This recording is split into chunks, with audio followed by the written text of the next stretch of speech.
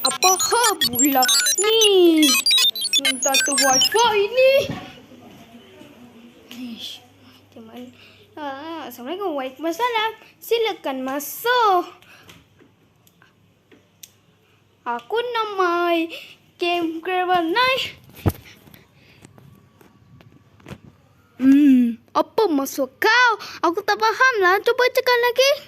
Aku nak main Steel Rider. Silakan kau cakap. Aku nak main Steel Rider tapi tak boleh cakap.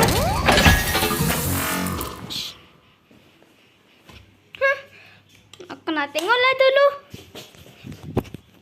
Uish, tapi teruk. Tidak, masalah.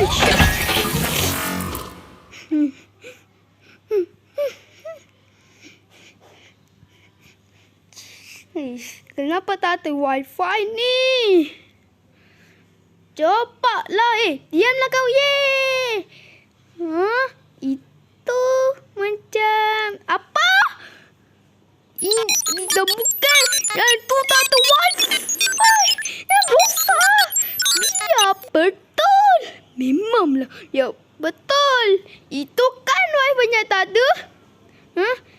Betul aku jaga tu. Itulah aku nak. Yes. Optimus, aku nak. Tadi aku tak jumpa siapa-siapa. Aku nak tekan nombor tekan.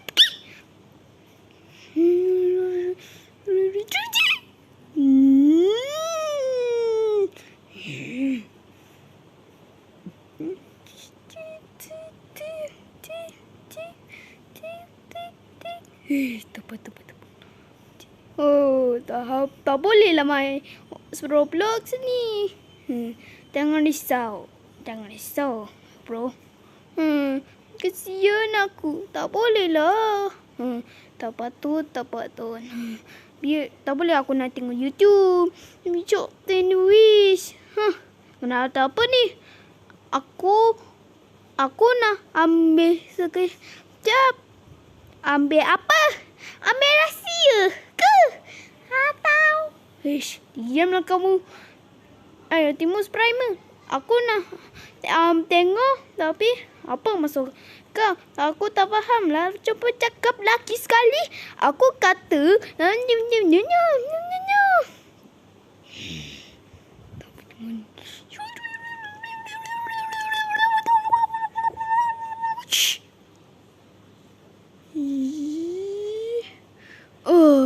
Alhamdulillah. Apa benda ni?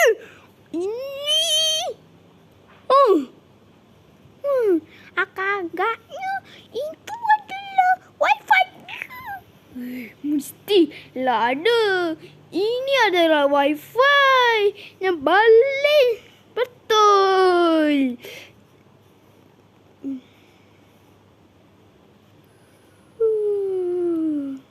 Selamat pagi ya. Kenapa dah ada orang ni? Atau kecemasan? Tak apa. Transform.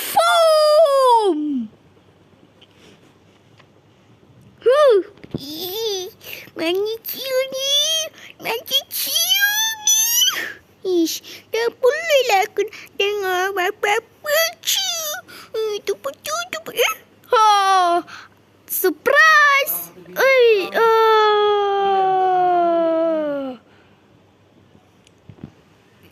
Padam ke kamu? Buat lagi siap kamu. Alah. Terasa. Tak apa, habis. Betul.